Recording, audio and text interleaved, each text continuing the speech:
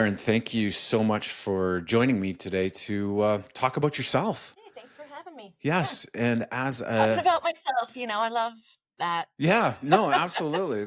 I've the way that I've figured out more about you because I've certainly known about you, but really haven't dove into who Maren is. Um, so I'm using like Wikipedia. Even I went into Chat GPT just to find out about you, and it's unbelievable the amount of information you can find out about someone. It's actually a little bit scary, but because you're a public Yeah. figure, there obviously is more. No way, Uh, though. I feel so much cooler having you having said that because lately I've been using ChatGPT like all the time.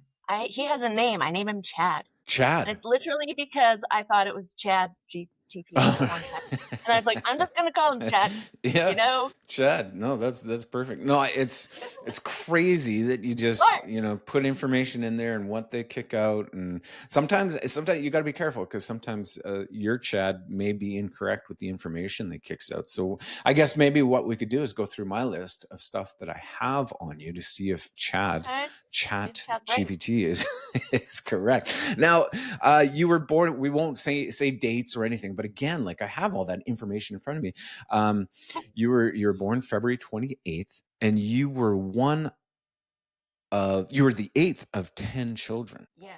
Yeah, it was awesome. There's always a party at my house. Oh, There's always chaos, always a ton of kids. Like, I don't know how it feels to just have a bunch of quiet. well, yeah, like going to like even like we're a family of three. That would be very much more. Even though sometimes I think it's crazy with three, I can't imagine how your parents did it with 10. But I did come from a family of six, and my mom said Wow. that once as they got more and more kids, it got easier and easier because I think the older ones started to take care of the younger Yeah, and I'm on ones. the younger end, right? So, like, Yeah, I didn't have to do any of that. What happened was they all started having their kids, and I became their babysitter. But they right. would at least, like, pay me every now and again. Yeah, for Like, sure.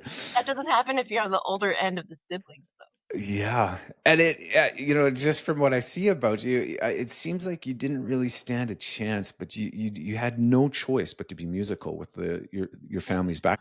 Yeah, I really did not stand a chance, no. Yeah, my parents are very musical. My dad was an opera singer slash professor. Like, he went to Juilliard and studied. He's has books. Like, he's done a lot with his life. And then my mom, of course, like, oh my gosh, yeah, piano lessons after school every day, voice lessons. And we always had, because we had 10 kids, every Christmas, like the way that my parents would pay for Christmas is we would sing at the mall as the Ord family singers. And the malls and different like places would hire us out.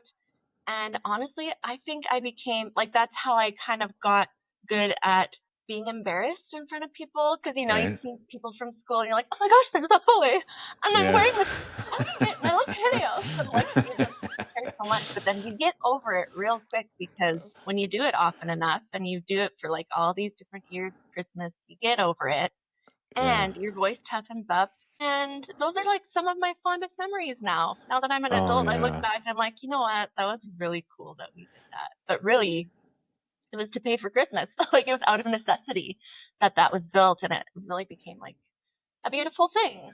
Yeah, that's awesome. And I imagine once you get your full extended family together on your side of the family, no doubt it becomes a little bit of a musical production. Yes, the happy birthdays have never sounded more beautiful when my Yeah. family gathers. No, that's Everyone awesome. sings, like honestly, everybody whether or not they're like a soloist, it doesn't matter. Like they all know how to sing parts and harmonies, and it's a lot of fun. Yeah, Yeah, that's very cool. So, how did your music career get started? Because you're not just a great singer, but you also do you write? Have you written all your music, or did you end up yeah, with a few songs that you didn't write, or yeah. how There does might that be a work? few songs out there that are co-written. Just like when there was a time when Randy Bachman had shown an interest in me, and so we did some co-writing and collaborating, and released an EP with him. And so some of those songs are co-written with him. Some of them are purely originals, but on my first album, they're all originals. And yeah, I would say most of them are original. But yeah, like, where'd I get started? Goodness sakes. Okay, we're going back a bit. Yeah. Um, well, my oldest sister, Shannon, who actually also lives in Okotoks, she, I just remember her playing the piano and singing, and she also writes music. And I just thought that that's what people did. I was like, oh, okay, well, and I was probably about 11 or 12 at the time. And I just thought, okay, I'm gonna take some chords that I know from songs that I've learned in my piano lessons and like recreate them and create my own song and write my own lyrics. And I wish I had a copy of that song. I don't know how it goes, but that was kind of like the start of the songwriting because I just thought that that's what people do.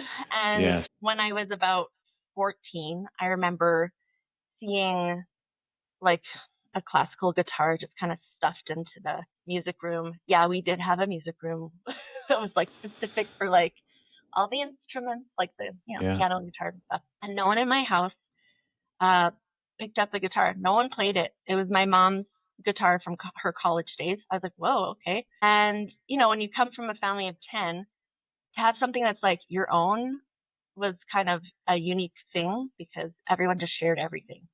But so I was like, I'm going to be the one that plays that guitar. And so I picked it up, and my mom was like, yep, we have a couple, here's a chord book, and here's a couple pieces of music. Like, if you look through the piano sheet music, sometimes they've got, different chord progressions. So, we didn't have the internet way back in the Right. dinosaur age. I know. And so that trusty little book kind of taught me a bunch of different chords. And I kind of then started writing music on guitar. And I would say, as far as like getting noticed, yeah, in Edmonton, the radio station had a songwriting contest. And it was my sister Shannon that really pushed me. She's like, Maren, you should enter that. And I was 15 at the time. I was like, no one's going to take me seriously. I think at that point I had only written like maybe 5 songs on guitar. And she's like, it doesn't matter. They only need 4 for you to submit. And so I did. And I ended up being one of 6 people. And my song was the song that was featured as the single to like sell this like EP. And that kind of got me attention all across Canada and more. Like I was recognized by Terry McBride with Network Records, who's Yeah. Sarah McLachlan's manager, Coldplay's manager. Like he's a big deal. Um, Avril Lavigne and I were kind of happening at the same time, same manager. Yeah, so I had some really cool experiences because I ended up signing with him and playing a lot of cool shows. And I got to record my album in New York and like London, England. And Very I cool. remember like touching this piano that Radiohead, like Tom York from Radiohead had played. I was like, I'm touching the Yeah. same piano. Yeah. And That's awesome. the guy that engineered my first album also was engineering OK Computer by Radiohead, like at the same time as me. I was like, what? You have to get his autograph from me. Yeah. Anyways, it was really cool because I was still a kid. Like I signed when I was 18. I Yeah. signed a record deal. Um, with Capitol Records as well. So Capitol Records for the world, but then Network Records for Canada. So it took And you three. yeah, Sorry, it took you 3 years to because you submitted that song when you were 15, and then it was yeah, 3 years to get your first record. yeah, because they didn't want to sign me as a teenager. They were like, we don't want to go through those hoops. But they prepared me. So I Okay. would go to Toronto and I'd be recording a bunch of demos, and same with like in Edmonton. And they wanted me to gather experience because I had never played a show in my life. I wasn't like ready for it.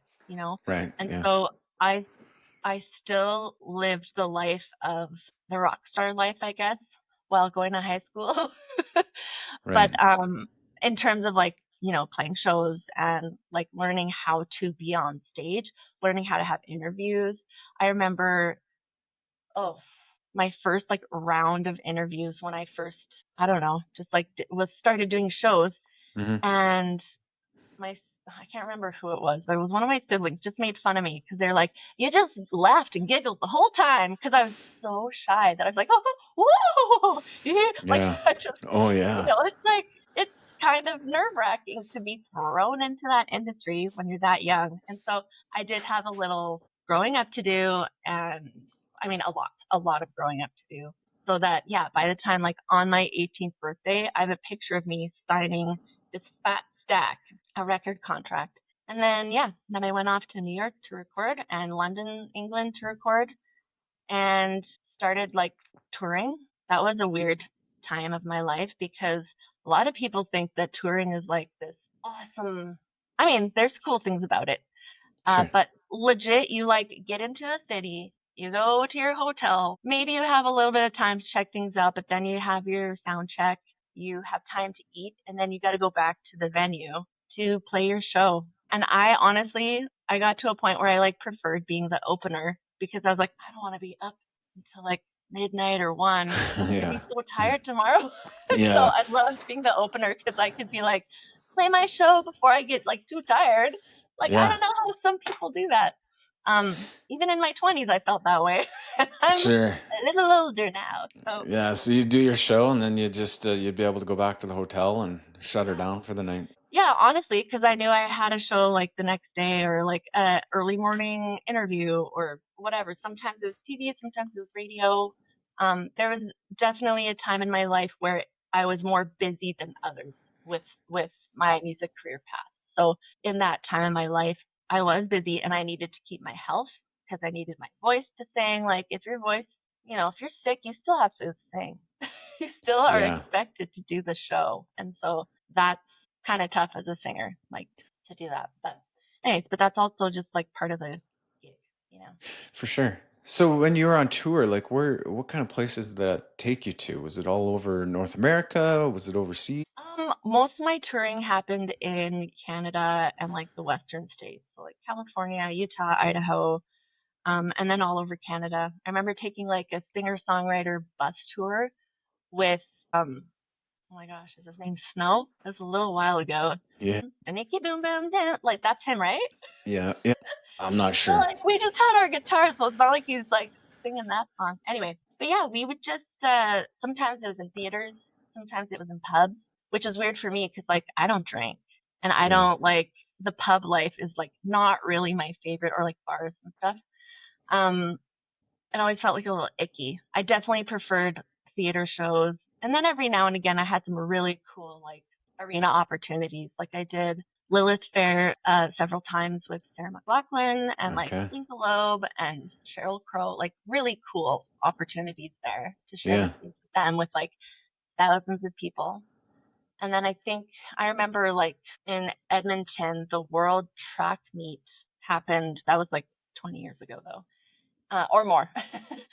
And there were 30,000 people, and I was the headliner, and that was crazy. Like, because I had never headlined a show for that many people before, and it was Yeah. outside, and I had this full band, and there's all this like a huge energy rush. I don't know, very cool. Did New Year's Eve in Nanaimo once outside, and like cool, like an outdoor. I'm trying to remember what the actual place was, but it was cool. Yeah, I've had some really cool, fun times for sure.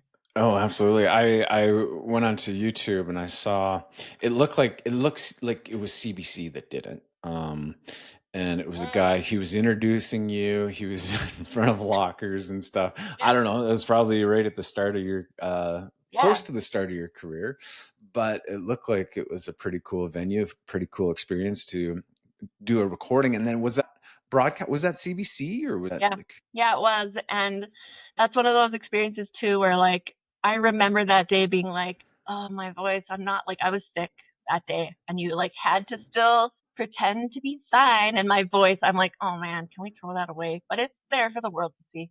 That's what yeah, people think I sound like. That's okay. yeah, for But sure. oh well. No. Well, no, that's very cool, and especially rubbing shoulders with you know, uh, Bachman, Sheryl Crow, like that. Yeah. Who would you say would be some of your big influencers? As obviously your family was a huge influence on you in Yeah. developing your career, but who are some other people along the way that really got you on the right path, pointed you in the right direction? Um, Okay. and Yeah, I mean, I had a really supportive friend group, and I remember one of my friends, and this was kind of at the very beginning. I was still 15. I think I would have been in grade 10. like pretty fresh, and there was a battle of the bands in my high school, and I had never played a show before. Like, Mhm. and that was the same year that I had like submitted my 4 songs to the radio, and she's like, "You should submit your stuff. Like, no one else is doing original stuff." But I'm like, "Yeah, but it's a band. Like, I'm not a band. I'm just like a girl and her guitar or the piano." And she's like, "Who cares? You should just do it." And I remember that being a very like just having that supportive friendship, um, not just from her, but from my little group of friends. And she was older than me too, so she was even more cool in my eyes. And we're still Right. friends to this day. Yeah, Um, cool. yeah, she was the one that was like, "Hey, you should do this," and I did. And I ended up getting second place. But then the guys that won like made a big speech about how I should have won. I was like, "Okay, guys." Really? That's cool. Yes. That's But it awesome. was really like it was a good experience for me. And like now that I'm a mom and I'm older, I feel like, oh man, those experiences are so good. It's good to put yourself out there to build confidence because like you're not going to get it not doing it, like not Yeah. doing the thing. And so the more I've learned how to get out there and like fail, the more grit I develop, the more, and I wouldn't even call second place failing. I just think like you're just not going to know if you can do something until you do it. And I really didn't know. Like up until that point, I like maybe my friends would be like, "Oh, play us one of your new songs, or play this song that we know," and I would play like for my friends in their basement, you Yeah. know. Yeah. And Little that was venue. like my all I knew. Yeah, until she had kind of helped me realize that like, hey, there's more than just us that think you're good, and that was kind of a good opportunity for me to have a bit of a victory enough to go like, oh, even the guys that won first place think I should have won first place. Like maybe they know something I don't know. Yeah. Like I just did not Yeah. have the confidence. Yeah. Well, for teenagers to be pushing you into doing something, teenagers typically don't lie. If they see something, they're gonna let you know. But if they see value in you and getting you in front of the stage, they know that they're not gonna hang you out to dry, and they know that obviously they saw a talent in you, even at that age. Now, your career kind of it seems like, and I'm just trying to put the pieces of the puzzle together. It kind of uh, transitioned, like it went from kind of the pop. Do we call you a pop star? Is that's Yeah, basically sure. what you were? And then moved into, because you've also done some playwright. You've also done, and then now it seems like it has transitioned a little bit more into more inspirational music. Is that what we would It's a bit call of it? both. I mean, I've always like when like in my pop world, even as a teenager, um I still felt like I wrote what I wanted to write. And Okay. whatever ended up being actually produced and released to the world was kind of up to me and my manager or whoever, right? And so among my songwriting and through the years, I've definitely written some more gospel related songs that are like very Christian. But I never really got into that world of releasing Christian music. I do have a couple of like Christmas songs that are out there that have seen the light of day. Like most recently, there's a song called Born to Be a King. Hmm. And that got a lot of attention. That was probably about 4 or 5 years ago. Um, it's a children's Christmas song, so it's one of those things where, like every Christmas, like there's always like programs for the kids and whatever. And my song just happened to like get some traction, and I thought that was really cool. So there's like sheet music up on my website, Maren Ord Music, Yeah. and you can see the video. It's on YouTube, um, and through my website as well. But yeah, so I have a little bit like my toes have tippy tappied in that a little bit. But yeah, as far as um, theater, musical theater, I mean, there's always been like a little bit of drama in my life because my dad was an opera professor at the U of A in Edmonton, and I would have opportunities to go see his productions because he would get his students, like his university students, to perform. Mhm. And oftentimes I would be like backstage helping as like an assistant stage manager or a props person or um, whatever my dad wanted to assign me. Or sometimes I would just be there to watch the productions. And so that like was a great start, like a great starting point for me to go, this is kind of cool, and just to see what that world was like. And I remember after seeing my first musical theater production that wasn't opera, I think I was 15, and I was like, one day I would really like to write a musical. And that has always like stuck in my head. But then years went by, like I did my record deal, I toured, I started my family, things slowed down in the pop world. And I was like, how am I gonna do what I love to do while being a mom? Hmm. And like I had decided for myself, I don't want to be as busy as I was when I was at the height of my career. And I don't want to be as famous as I was. And I wasn't even that famous. There was a point where I do remember like I couldn't leave the house without one person recognizing me. So I always Really. felt like I had to be acting a certain way, or like be careful about like Hmm. someone might recognize you, and if you're in the middle of like doing something you're not supposed to do, I don't know, like I just always was like thinking about that. And when you're a mom and you're at church and you're scolding your toddler in the hallway and then someone's like, "Are you Maren Ord?"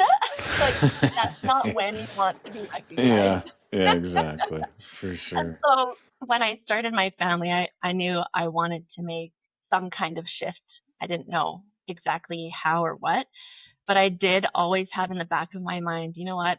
I still want to write a musical. And so but I was like, I don't know anything about this world. Like I have no idea. And so what I started to do was I started to audition for different musicals and like participate to see if I even really did want to do this and how it's set up. What do the different hats look like? Like what does the director do? What does the stage manager do? And that took many years for me to figure out and like really like, and this was hard to do as a mom too, because I had young Hmm. kids and Hmm. I remember having to go to rehearsals and I would like be like, okay, well, there's the formula and see you later. I have rehearsal tonight. And, um, it was really good for me though to have that time for myself and to grow and but honestly, I kind of treated it like a school. Like I treated it like an education. And each show that I was in, I learned more and more and more. And that also was the case with, I joined a chamber choir here in Okotoks, actually, the Okotoks Philharmonic Chamber Choir, led by Tim Kortite, who's awesome. You should Yes. interview him. Yeah. He's a very interesting guy. I know Tim You know actually, him? and that yeah, Yeah, he would be a I great love him. interview. Yeah. He's lovely. And anyways, I would go to choir with that mindset of like, how can I use that cool thing in my next song, like the composition, because I was so used to writing pop music. And I actually started with jazz. So I joined the Jazz Philharmonic here first, and then I joined chamber, and it was really fun to try different things and to like stretch myself, but it was Hmm. always in an educational sense for me in my brain. I was like, okay, that's cool. I'm going to use that in my next song. And yeah, it was probably about 10 years ago that I produced my first musical. And it was good. Like I got my money back. I sold out shows. I sold out 4 shows. And sorry, where did And the shows? it was in Edmonton. My first show was. Edmonton. Okay. Yeah. And it did better than I thought, but now that I know more about playwriting, I'm like, that was a bad show, Maren. That was really bad. What was your first one? You can't be so hard on yourself. Music, I was like, okay, the music's not bad. I actually went back and watched it after, like, haven't touched it for 10 years. And then I was like cleaning out some stuff in my computer. I was like, oh my gosh, I should watch this. And so I watched Act One, and it was the acting was fine. It was the writing. I was like, ooh, ooh, Maren, you did not know what you were doing. And I didn't. And it was actually hired somebody from Alberta Playwright Network, APN, to come to my show. And I just thought they're going to be so impressed with what I can do. And I Hmm. didn't even go to school for this and da da da. Then we met after the show and she gave me all her notes.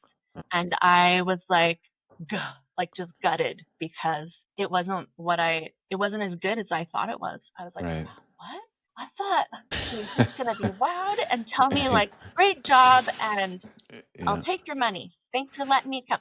But I was so grateful for that opportunity to fail because her notes taught me, oh, you know what? There's actually a formula in playwriting, and I can't just write what I feel like writing. Right. And there's actually character development, and there's actually like so much more to it. So my first musical, although successful enough to like sell out and like people enjoyed it, it was entertaining. But in terms of like having a show or a story that actually like meant something, um, it was a good place to fail and to learn and to go, you know what, my next show's gonna be better now because I know what I'm doing. And I actually submitted my next show to like a playwriting contest, and I ended up being one of the winners, and I was matched with a mentor, Mm-hmm. and she was great. Her name is Caroline Russell King. She scared me a little bit at first, but not anymore. Like, because Right. she's very like, this is how it is. This is, but it was for my benefit, you know. Um, and I feel like my show, not I feel like it was a better show because she taught me so much.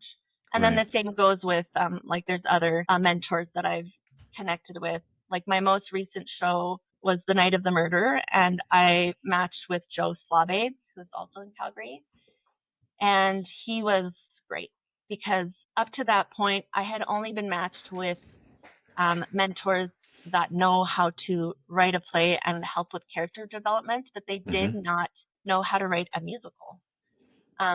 They couldn't really comment on my music. They could never comment on, and if it was like maybe lyrical. And even then, I was like, okay, like it felt very opiniony. But being matched with Joe was great because he that's what he does. He writes Right. musicals.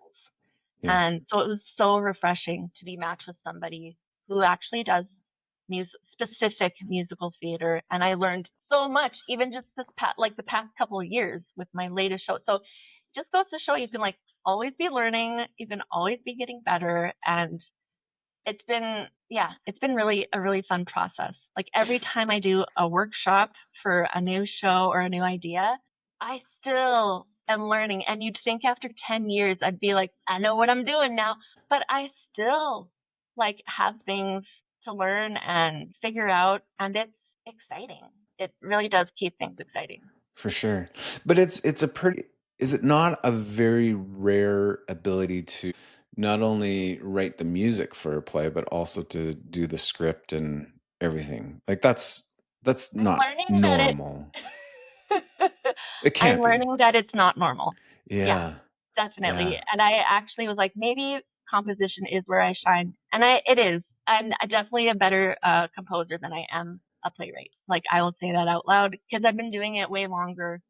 Um, and but even then, like you can get stuck in your ruts of writing and you're like, oh, that's too predictable. I feel like I've written a song like this already. I need to like that can be kind of tricky too. But I I have tried to just write the music and pair up with just a playwright Hmm. um, on a couple of occasions, and it was weird for me. Like I didn't love that.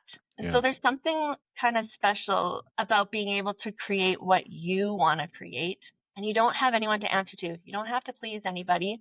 You don't like. I mean, you hopefully the audience likes it, but in the end, it's really like you have to love it. And I am my harshest critic, if I'm being honest. Like, I'm gonna make sure that my show is, I mean, hopefully, what I want it to be. Right. Right. I mean, with a bigger budget, I'm sure it could be so much better. But Yeah.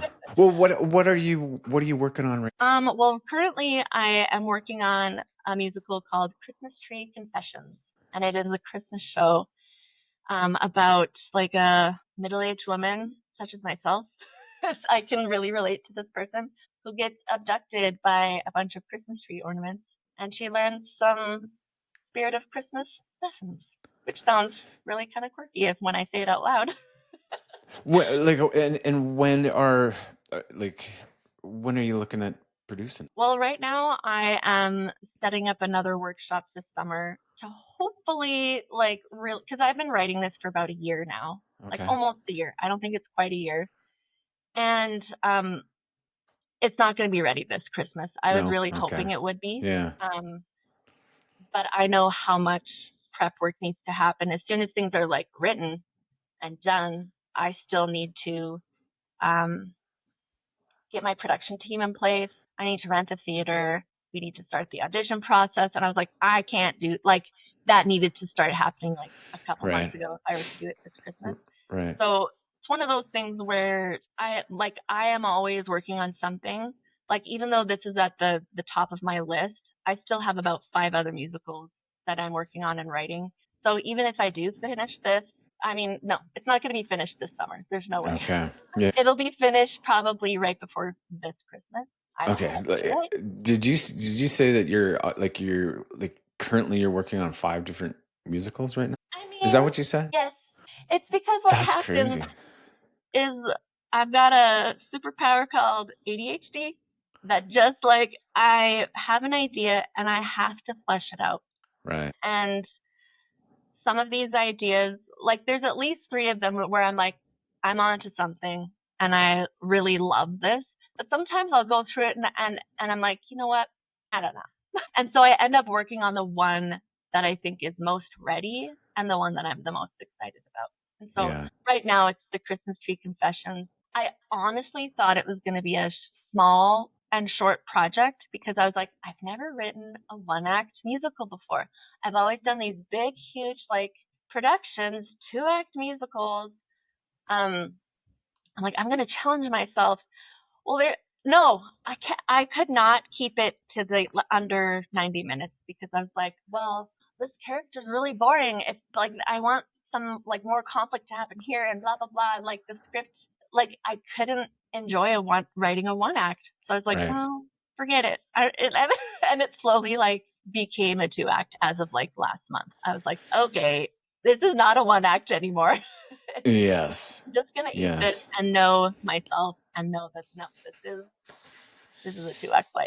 No, for sure. And so you got a few plays on the fly, and something that I think to give some greater context. How many kids?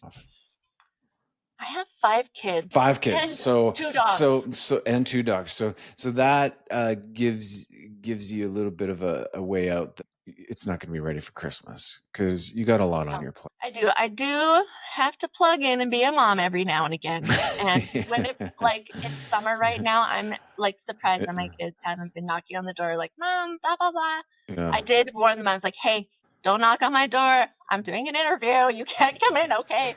Because Yeah. it's summer. Everybody's home, and it's crazy. And I've got a crazy stretch of kids. Like my oldest is 18. Like he's an Okay. adult, and he 18. graduated this year. And I don't know when that happened because I thought I was 18. I'm Yeah. not.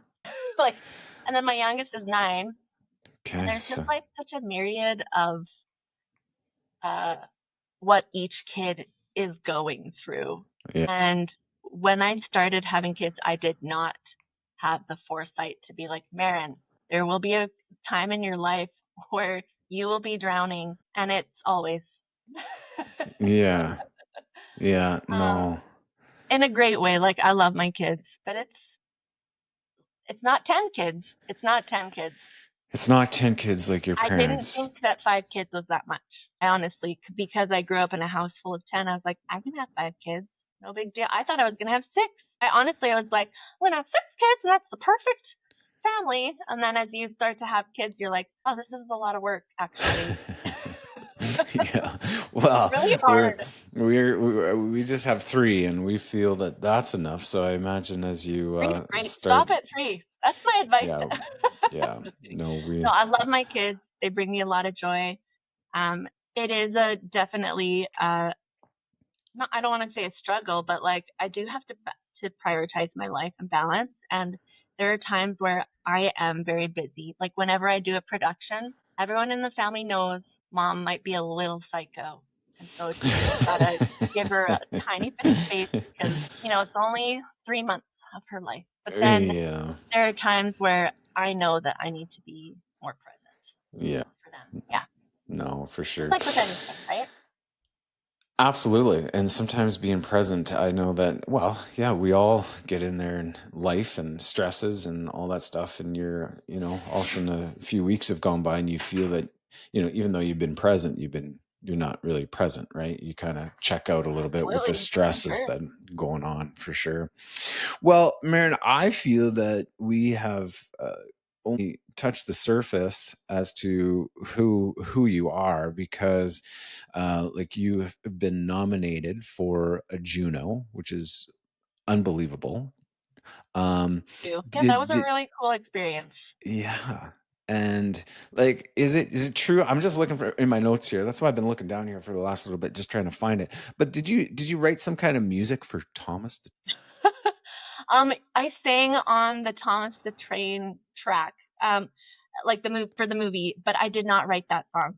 But I sang it, and I remember they called me. I like their studio was like out in Toronto or New York. I can't Okay. remember. Is But they were Thomas the like, Train Canadian? "No, it's not. It stars Alec Baldwin." Really? Yes, I watched it. It's not my cup of tea, but I watched it to see like how, maybe I whatever. But it was fun to see. But definitely a kids show, like for Yeah. the Thomas fans out there. Yeah. But that was cool. But I do remember Oh. them calling me and being like, "So what's your vocal range?" And I was like in the car with a friend on the way to somewhere. I'm like, I don't know. I guess I can sing like, and I was like figuring out in the car. I'm like, yeah, I bet it's a G. And then because they were like, well, we're pre-recording the orchestration like today, so you got to know what it is. I'm like, yeah, I can sing that. Yep.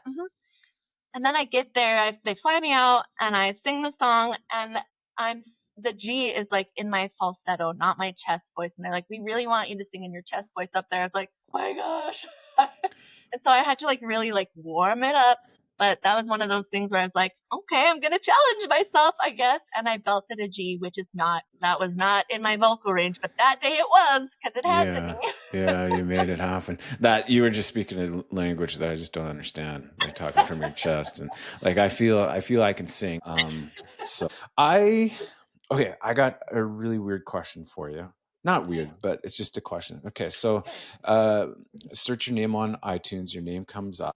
Now, obviously things have changed over the years as to how artists get paid. How do how do you get paid? If I listen to your song in iTunes, how do you get compensated? You have to be signed up with a company called SoCan, or there's other companies that track that stuff.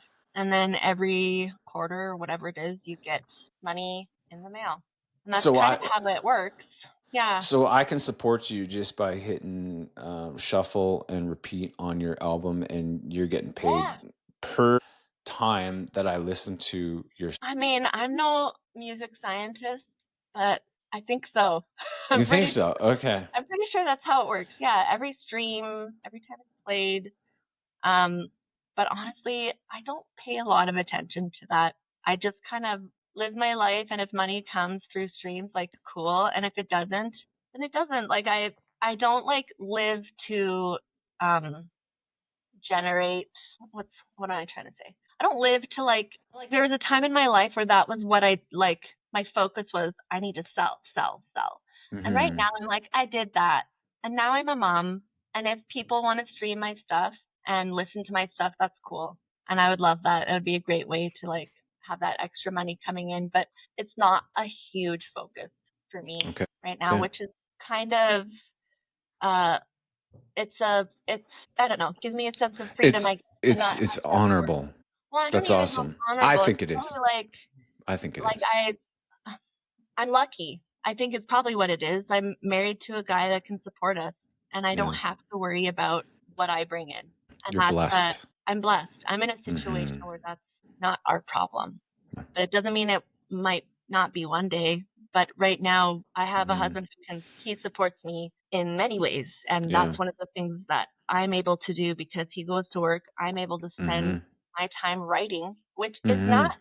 like, in case people were wondering, writing musicals is not a huge moneymaker. And I really do it because I have a huge passion for it. Yeah. And I've been figuring out the business, but the truth of the matter is like you're kind of lucky to break even um, in this business, and thankfully I've been able to do more than that. So each time I Okay. put on a show, I've been able to break even and make more, but I never pay myself because I want to keep doing it. So I just Right. keep putting it into the next project and the next project. And that's kind of how I've been building myself up as like a theater company, which is Feather Pen Theater. Or like if you search Maren Ord music on Instagram, you'll see more of my journey of like me in the studio or me preparing to produce a show, and you just kind of you can see probably a little bit more of that.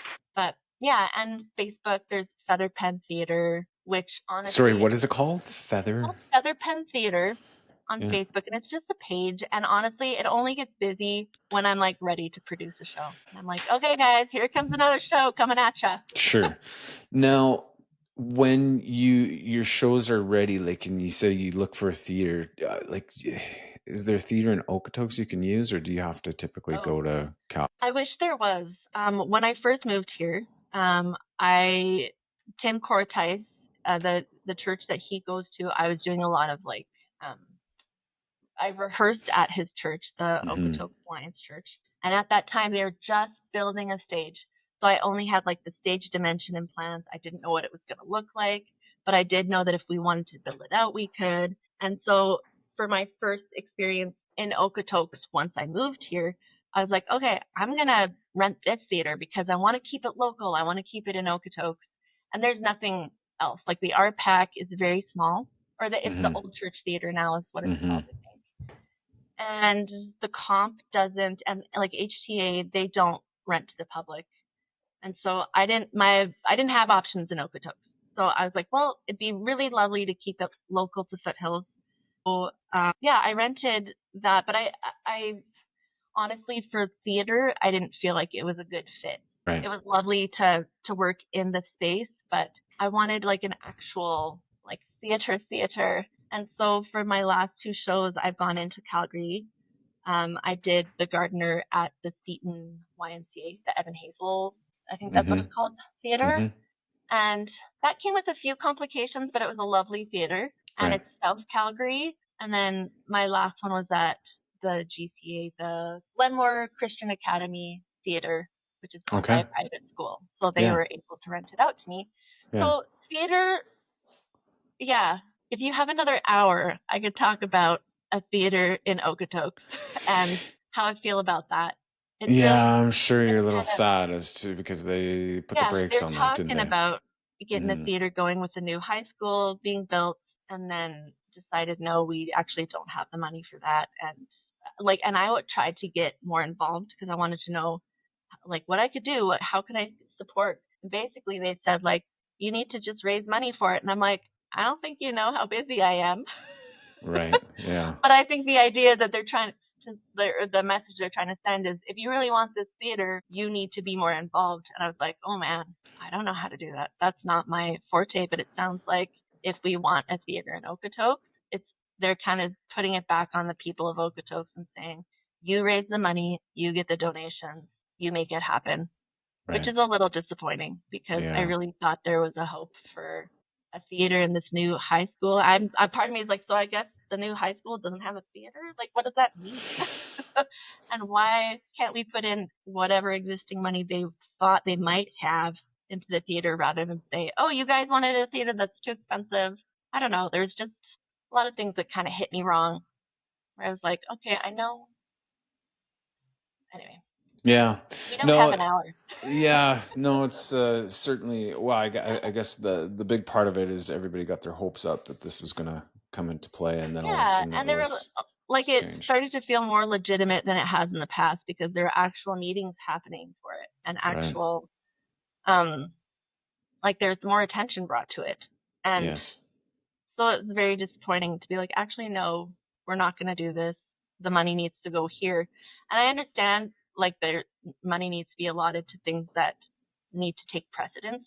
But I was also kind of like, did you know this from the beginning? You know what I mean? Like Yeah. obviously you knew that the money that the town has is gonna go here. So why did we go through this song and dance with like I don't know, it just kind of felt like a little show to be like, okay, we'll pretend that we want to do this and that maybe not.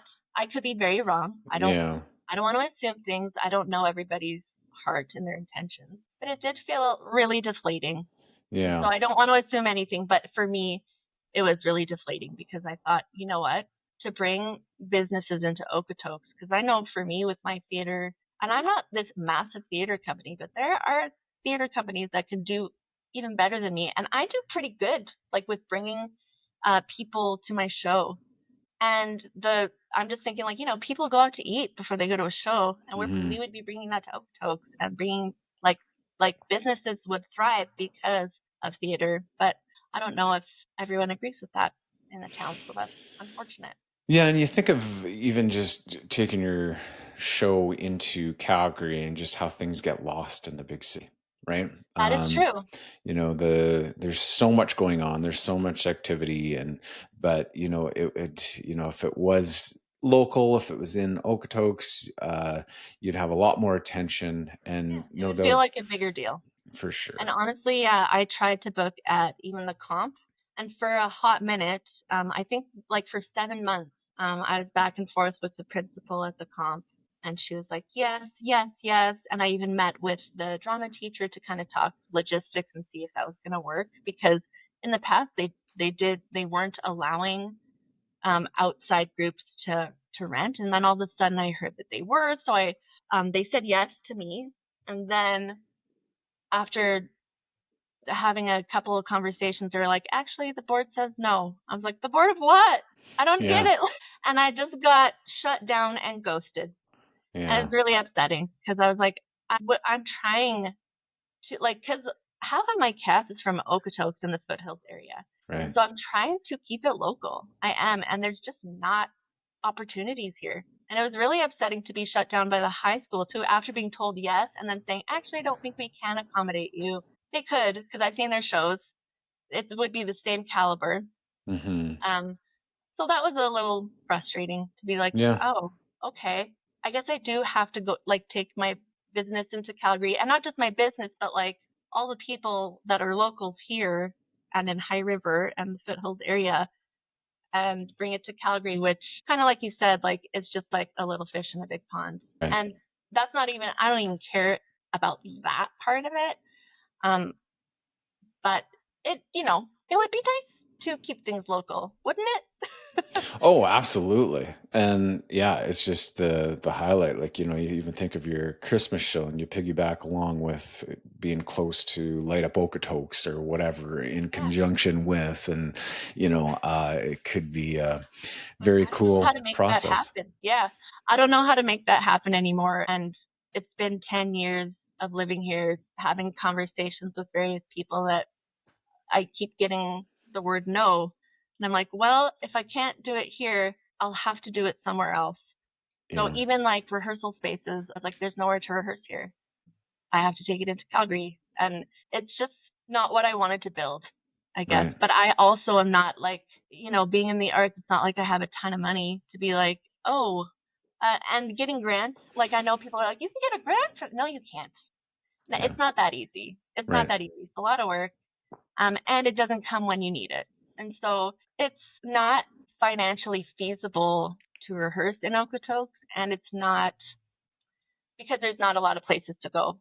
And unfortunately, there's like nowhere to perform here because the theaters are just either like not available, like the high schools, or just, yeah, I'm just talking in circles now. No, but I guess a question for you, because you would know, but let's say Okotoks did have a theater that people wanted to rent and to perform in. Like, what kind of bookings would that theater, do you think, it would have? Would it be like how many nights out of a year? I know it'd be hard for you to say, but would there be a demand not just from your production company, but from other businesses, other events? Do you I think? think that's why it was wise to make it like, hey, this high school, like in conjunction with a high school, because then the high school kids can utilize this, um, and they can do their classes there, they can perform in it, but being able to have other bookings, it is hard to say because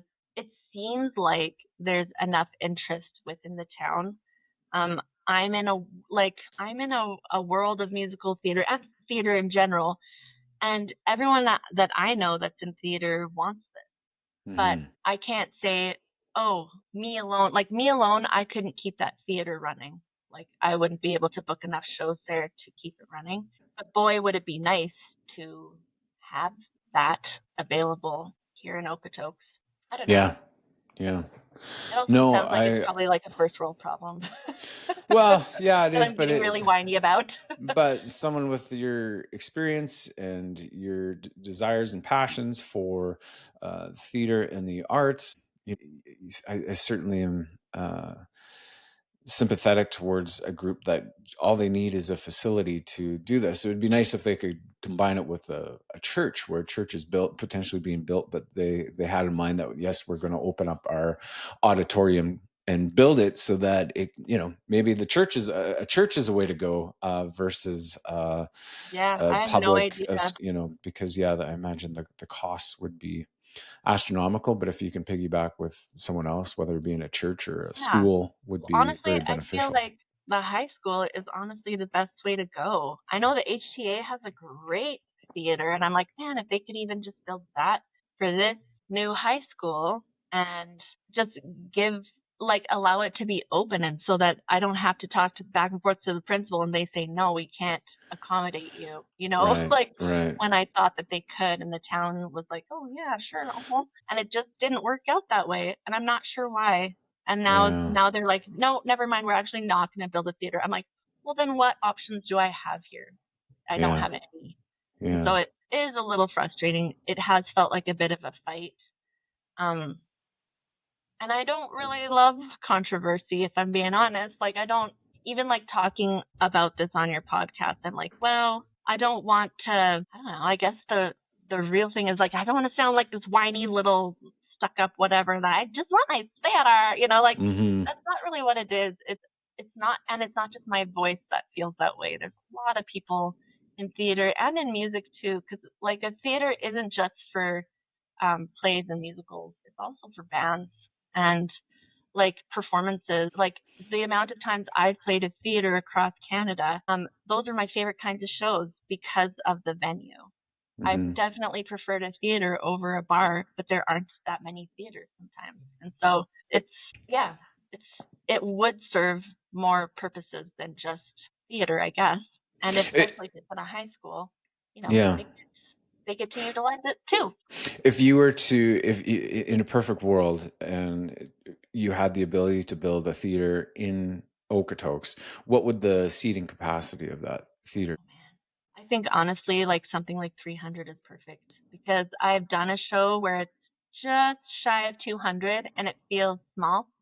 And I've Mm-hmm. done a show, my most recent show, it seated 530 and that felt like a lot. And we did good. Like we were able to sell out what we wanted to, but it still felt like a really like if you got a seat in the back, like you're not getting the best view. So I feel like anywhere between like 250 to 300 is Mm-hmm. Yeah, probably I a mean, really nice. a theater of 500, you're running a few shows, and then you might have a few empty seats, and then the feeling's just not the same as well, Yeah, the right? feeling So, totally yeah, changes when yeah. it doesn't feel full. And I was doing a murder mystery in that theater, and I just thought, like, there's a few moments where you have to really be paying attention to what they're doing on stage. And if you're in the back corner, I was like, are they going to even see this moment that they need to see on stage if they're sitting way back there? Right. Like, that's a stage where you have to be doing really big dancey stuff, which we did also do. But, if you're doing anything like intimate on stage, that's not the theater for you. But the YMCA Seton Theater seats just under 200. You can see everything, you can hear everything. Um, but it did feel like we had to do 8 shows in order to recoup costs. You know what I Right. mean? So I was like, Right. that's a lot to ask for community theater Yeah, people that are like, I have a full time job, you know, for to do sure. 8 shows, which it was a lot of fun. But then at the big theater, we could only do 4 shows because that's all we could probably sell out. Mm-hmm. Mm-hmm. So there's a business end to that where I'm like, I really do feel like anywhere, yeah, 250 to 300 would be Right. Would be good. ideal. Yeah. But Yeah. Maren, I have taken a lot of your time, but before we go, I have a really like a hypothetical question for you, Yeah. and you Okay. can't see. I'm on video. You can see what I'm doing, but I'm putting this in He's gonna quote quotations. fingers. Yes, hypothetical. Let's say someone was to have a daughter, and that daughter, she is 15 years old and she's very talented. She's a great singer. She's even has some ability to act. And she can mimic a lot of different people. She and her singing range, she's actually been uh training quite a bit. So again, this is all hypothetical. She's 15 years old. But she, yeah, she's, getting in front of people. She's a little shy. She doesn't love it, but she's so talented.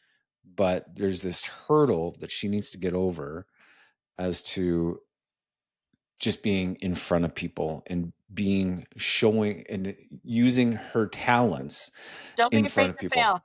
Don't be afraid to fail. You know what? You're describing somebody who auditioned for my last play. And she was the youngest person in the cast. And she came to her audition and she was kind of like, she was shaking like a feather. You could tell she was nervous. And she did her audition, but she had a lot of talent. And if, and depending on like the director, they might have been like, the piece out. But I was like, no, I really want to see what you can do. So I was like, okay, just stop, like just breathe, and from a director's standpoint, like I want to see what she can really do. So instead of rather than being like, go audition, and like auditions are terrifying, like you never really Hmm. get as a real sense sometimes from people. And so we spent a little bit more time with her, and she was a friggin' rock star. She was one of the Yeah. people on stage, and one of the most memorable because how she just brought it. And so I just feel like don't be afraid to fail, I guess is what I would say. And I didn't know that when I was 15. I didn't. Um, I wish I did. And I Hmm. don't think I even like figured that out until like maybe 5 years ago. Right. And even Right. then, it's still scary to fail because you don't want to look stupid or bad in front of people. Right. But you're going to fail. Like you're going to suck sometimes. Like you're Hmm. going to have times where you go to that audition, you're like, I shook like a leaf. And the directors might be like, okay, see you later. Or they might say, no, you know what, just take a breath. You're fine. We all are rooting for you. Like, let's do this again. Or let's try this. Let's blah, blah, blah. And she ended up like really relaxing into what she was trying to do and what she was trying to give us. And it was great. And I am so grateful that she had the, because it like, I don't know, the bravery, it's just taking that step. And I've Yes. auditioned for like professional theater, which is, and I've never gotten a thing.